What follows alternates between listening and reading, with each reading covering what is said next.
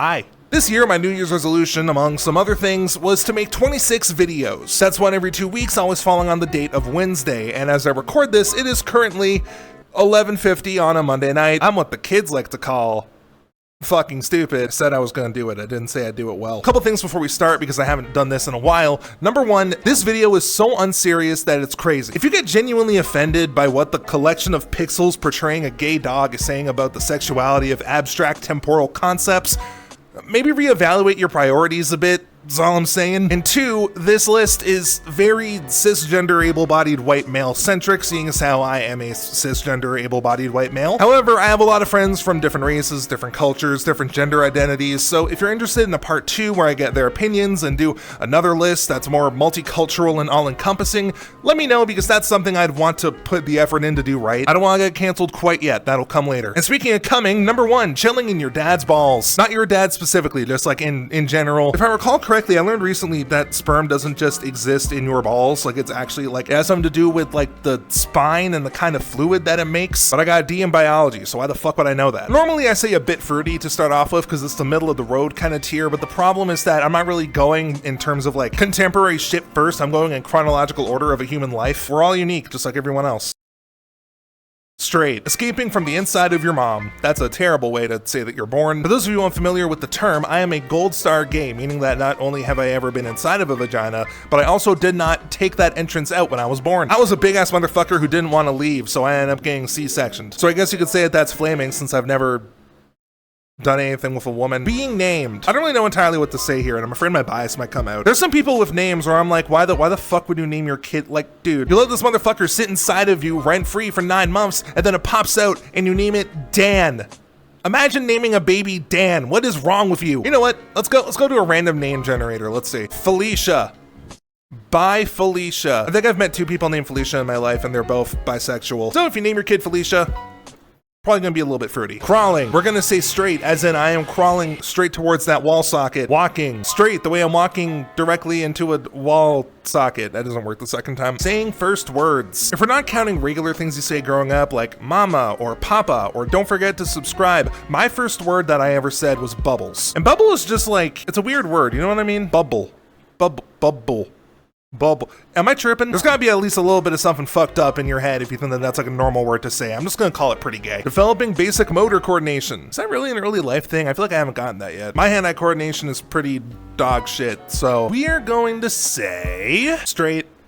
It's a pretty normal part of life unless you're me. Starting school. Kind of feels like it'd be highly dependent on where you grew up. I'm a little bit of a weird case because I went to school in a relatively small town, but it's also one that's very accepting in my experience. But that said, when I went to the high school, there was one LGBT alliance and it had 2 members, and they were 2 women dating each other. I was already out and confident in my sexuality by the time it started up, so I could have joined, but counterpoint, I'm a pussy. So based on my experience, we'll say a bit fruity. Learning to say word good. Why use many word when few word do trick? Homophobic. Learning to read. I'll be honest, once you start learning how to understand each other is when everything started going to shit. But also, you gotta kind of love understanding the English language, because I can say this fuck is ass and you kind of understand what I mean. And considering I just said fucking ass in the same sentence, let's middle of the road it. Bit fruity. Learning to write. The ability to read and write has given us some beautiful pieces of art. You know, we got like Romeo and Juliet, The Room, the incest fan fiction about Folgers coffee. Pretty gay. Making first friends. I'm gonna say homophobic because my first friends are homophobic. That was awkward. Developing a moral compass. I know people who are well into their 40s and still have not done this. I think it's common knowledge at this point that hate is something you're taught. It's not something you're born with inherently. So we're gonna say it's like normal. It's like straight because it should be normal. Apologies if I'm coming off as woke, it just came with my ability to care about people. Developing hobbies or interests. This one's pretty broad. Hold on. There we go. This one's pretty broad in my opinion, but you know, it's pretty based. I'd say developing your own personality and breaking the mold a bit is pretty good, pretty cool. Once again, it depends on the hobbies. Why did I do this? For context, the reason I'm doing this idea is because I had a dream where I did it, and it was received super terribly, but the idea felt so stupid, I decided to do it anyway, without putting an inkling of thought into how I'd actually do this shit. I'm gonna say that the hobby is knitting, and we're gonna call it a bit fruity. Learning about societal constructs and not giving a shit about them. I guess it depends entirely on what the social constructs are, right? I guess you could call it a bit fruity. Society as a whole right now is a little bit fruity, you know what I mean? In the sense that it's really fucking weird, but we just kind of accept it. I probably should have worded some of these better, but that's for me from 2 days ago to deal with. First kiss. Fun fact, actually, my first kiss was outside the door of a public bathroom. It's not necessarily my proudest moment. The person I did with ended up being a little bit crazy. It was fine, I guess. I was fucking 11. It felt more like I was doing it because it felt like the cool thing to do. And it was with a woman, so I guess straight. First crush and first relationship, we're gonna go into straight too because I tried so hard to be straight. First breakup. What was my first breakup? My first proper breakup was when I was with a girl. I was always nervous around her and shit. I didn't want to do anything or whatever. We dated for like a year and I felt like I broke no ground with her whatsoever. And then eventually when I started acting like myself at her birthday party, the next day she got me to meet up with her and then she broke up with me. So obviously that sucked, but I didn't like cry or anything afterwards because I think there just wasn't a connection there on my end anyway. And to be quite honest, whenever I was there, I wanted to hang out with her brother more. So if that wasn't a sign of what was to come, I don't know what was. Maybe that's why she broke up with me actually, because she could tell that I wanted to that I wanted to date her brother. Just for that alone, it's going and flaming. First job. A majority of the time, your first job as a teenager is going to suck shit. And generally the people who are in shittier jobs have the worse outlooks on life. That's a lie. A lot of the people I worked with when I was like a fast food cashier were also like very nice. It's mainly the people in charge, like the upper management, who are assholes. And a lot of them I won't be surprised that they were homophobic, so slot them in there. Learning to drive. You tell me there's a stick in your car and you move it around to make it do things. There's a penis joke in here somewhere. Someone make it for me. Pretty gay. First car accident. Another funny anecdote. So for people who don't know, in Canada, we have multiple tiers of driver's licenses. And the G license is the full one where you can essentially go wherever the hell you want without supervision. All the highways are free reign. It's whatever. I spent weeks studying and practicing my driving skills leading up to the exam for it. And I managed to pass it with flying colors, which was great. And then I clipped someone's mirror off on the drive home. I literally became a fully fledged functional driving person. And I couldn't have that for an hour. It's even worse than you're thinking too, because the car, it was parked. I just hit the side of the car. I had never hit someone's car before because I'm a very, very special boy, and it was 2 blocks away from my house. So I kind of just sheepishly drove back to my parents' place. And I think my mom was taking a nap at that point. So I just kind of went into her bedroom and I was like, hey, what do I do if I hit someone's car? Thankfully, the dude is nice. We did it outside of insurance. I had to pay to replace both of our mirrors, but it was funny. Isn't there some meme or stereotype about how gay people can't drive? I don't know, I forget. Wait, but that can't be true though, because you got all the lesbians buying all the Subarus. Middle of the road as always. Bit fruity. Becoming an independent big boy. Yeah, doing things independently fucking is good. Independence isn't just like a societal being an adult thing as well. It's also an opportunity to get out of the place you were born and raised in so that you have more wiggle room to kind of work out who you yourself be a person. And there's plenty of opportunities to test your gender nonconformity as long as you're not in an area that would kill you. We're gonna call that flaming. Learning how money works. I still don't. I'm gonna put this in homophobic because some of the things I know about the finance business makes me want to kill myself or everyone else. Deciding what to do for the rest of your life. I put that in homophobic probably. It feels too strict for comfort. I put that in mostly in jest, but there is a lot of pressure on you growing up, especially in high school and early college, where it's like, damn, you have to figure out exactly what you're doing with your life right now or you're gonna be dead. You gotta make sure you do everything perfectly before you hit UNC status, which at this rate is going to be when you're fucking 17. This obviously isn't entirely true. I know people who have had major career shifts well into their 30s and 40s, so it's like, nah, you know? And in that same vein, attending college. I would put that in flaming. Yeah. Depending on the college, it can be fucking eye-opening meeting so many different people from so many different backgrounds and cultures and sensibilities. 100% it'd be flaming. Which means that dropping out of college is homophobic. No, I'm just kidding. I'd say dropping out of college feels straight because it's like, it happens. It's honestly a normal thing. I know a lot of people who dropped out of classes they were taking because they didn't like them or they found it too difficult. It's all very respectable. You know, you don't have to decide everything you're gonna do in life right now, right this second, or you're gonna die. Obviously, it's better if you do because then you save more money in the long run. But being an indecisive bitch is part of life. No one asked for the fucking life lessons. Keep the gay ranking going, gay boy. Porking it. I feel like I heard porking it as slang for what I'm alluding to, and I'm hoping that it actually is slang for that because otherwise I'm gonna look weirder than I already do. How the fuck do I rank them? Let's assume it's like the very, very basic kind of porking it, and in that case, we'll go with straight. Starting a full-time job. Unlike the entry-level shitty jobs you would get as a teenager, if you go into like a trade or something where it's a little bit more demanding and has more criteria, we'll say straight. Moving out. Even if you have a great relationship with your parents, I feel like moving out is the first big step into really also discovering who you are as a person. Yeah, it can be scary and shit, but life is scary. You know how it be. Let's say pretty gay. However, this is 2026 and we do have to account for the current economy. Moving back in. Already fucked up. 2027 is gonna be my year. I'd say that's straight because, you know, most likely your parents are straight. I would assume. Doing your taxes. Doing your taxes, we're gonna put that in homophobic, and committing tax fraud, we're gonna put that in flaming. Still learning how money works. We'll put that in straight. I feel like most people don't have a firm grasp on that shit at this point. Killing someone with a hammer. I go with a bit fruity. Getting married.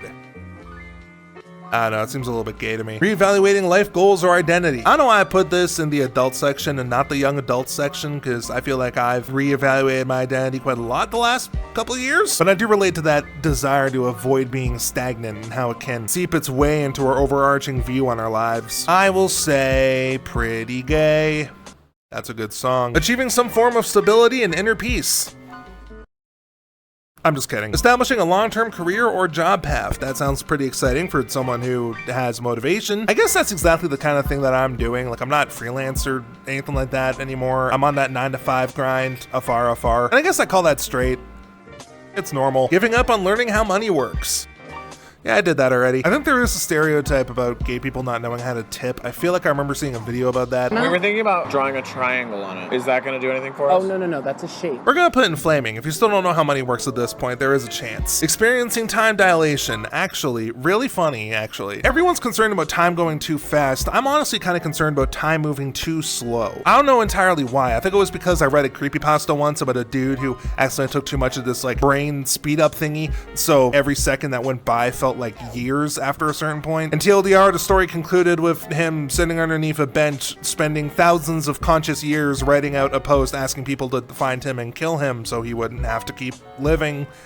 I think that might have altered my brain chemistry a bit. I'm gonna make a video about the fear of things slowing down to the point where it just rips your brain apart, because that is equal parts fascinating and harrowing to me. If that's something you're interested in, let me know, or don't, it doesn't matter, I'll probably do it anyway. But I do acknowledge that time dilation sucks as well. I'm turning 30 this year, which basically means that to half the people watching, I'm a fossil. And over the last few years, I've definitely felt it, and COVID especially didn't help. It feels like 2020 was 2 years ago. It's making me a bit more conscious of how quickly the days are ticking by, and each day is another day where me and my partner aren't living together, so homophobic. Midlife crisis time, baby. Midlife crises are pretty good. I feel like you can put that in a bit fruity. I was actually having a conversation with my mom this past weekend, who was telling me that eventually when you hit your midlife crisis, it's really gonna hit you that you're gonna die one day, and you're gonna hit the tipping point where you'll have less years ahead of you than you do behind you. And in my head, I'm like, yeah, I know that already. We all gotta die sometime. Me personally, I already bought the saran wrap, pliers, and a VHS copy of the SpongeBob movie. I already know how I'm gonna die. But I think it will realistically just punch you in the dick once you cross that threshold. I can say it all I want, doesn't mean I've processed it properly. Anyone else got trauma? Getting gray hairs. I feel like it's important to note that you can get gray hairs at any age. I started getting gray hairs in my mid-20s. I don't know what the fuck that means. I do be kind of fucking with the salt and pepper look. Let's call it pretty gay. Younger relatives becoming adults. Once again, another old bitch area where I kind of already know it. My cousins are on their way to being like adults and shit now, and I remember when they were nothing more than a bulge inside of their aunt. I'd probably put that in a bit fruity. Retiring. Let's be for real here. Not being able to retire because you never learned how money works. That's gonna be all of us in like 50 years. Don't even worry about it. We'll put that in straight. Losing peers and friends. I can't imagine it feels too good when it starts getting to a point where it's happening constantly just from old age and not because of anything that you could do. That shit would be ass, dog. I already want to do everything that I can in my power to not have my friends just die or whatever the fuck. But it's like, dude, if you're gonna die of old age, then what the fuck am I supposed to do about it? Get over yourself, dude. Time makes fools of us all. Homophobic. And finally, confronting mortality. Well, damn, this video got a little bit dark, didn't it? I would say that confronting mortality is straight. It's very quintessential, it's normal, it's something that you have to do eventually. And when it does happen, you gotta remember it's a thing that you should take seriously. It's a huge part of everyone's life, and unfortunately it comes for everybody. There's no guarantee that you're going to be here the next day or the next week or whatever. And it's something that you gotta treat with a lot of respect. Next category, dying. I'm gonna put it in flaming. It entirely depends on the method with which you die. If someone runs up to you and just stabs you in the back, that's a man putting something inside of you. If a dude ever threatens to stab you, make sure he knows that if he's a dude and you're a dude, he's putting something inside of you, and that makes it gay. Murderers hate this one neat trick. But don't worry, if you say no homo as it's going in, then at the very least you don't die homosexual. Now that's talking about dying specifically though, but the act of being dead in and of itself. We're gonna put that into a bit fruity. I've never smelt a dead person, but I imagine they might smell a bit like rotting fruit. I don't know, maybe I'll cross that off my bucket list one day. Your funeral. I can't really rank this because it hasn't actually happened yet, but I have the date of your funeral in my iCal, so I can just go to it and let you know how it is. And finally, decomposing. When I die, I want to have a funeral pyre, but if I'm not allowed to do that, then I want to be buried in a fucking forest somewhere. Get my nutrients and shit back to the goddamn earth. And I feel like that's the most Giga Chad shit you can do. I'm gonna put that into the straight category. From dust I came, and to dust I shall return. Okay, that's about it. I don't know who the fuck this dude was. Those are all the rankings. I hope you enjoyed them, and if you didn't enjoy them, then leave a comment letting me know that I should feel bad about what I've done. Remember to subscribe. Little known fact about the YouTube Partnership Program, when you subscribe to a channel, I get mailed a $100 bill, which I then take out and burn in front of a homeless person. Shout out to the patrons on this side of my body. Gurdon, Calocray95, Theo Firefox, Serial Saurus, Maddo Kalos, Beast King Barbaros, Uber Bounty, Joel, SF Serval, Squall, Okari, and Luna. Also real quick, I turned off memberships for the channel just because I felt like I wasn't really utilizing them enough and there weren't really a lot of people on it anyways. If you were previously a YouTube channel member and you missed getting the like 10th of the benefits that you get if you go onto my Patreon, then I would suggest just heading over there. We did a Harry Potter fanfic reading over there recently that has scarred me for life. Draco shrieked. Because I love her! Oh my god! Early access to videos, updates, all that fucking shit. Y'all know how Patreon works. I don't have to fucking spell it out for you. Alright guys, that's everything. I hope you all have a great rest of your day. Don't kill people, eat your vegetables, drive your car off a cliff, do today's Wordle, inject some heroin while you're doing today's Wordle.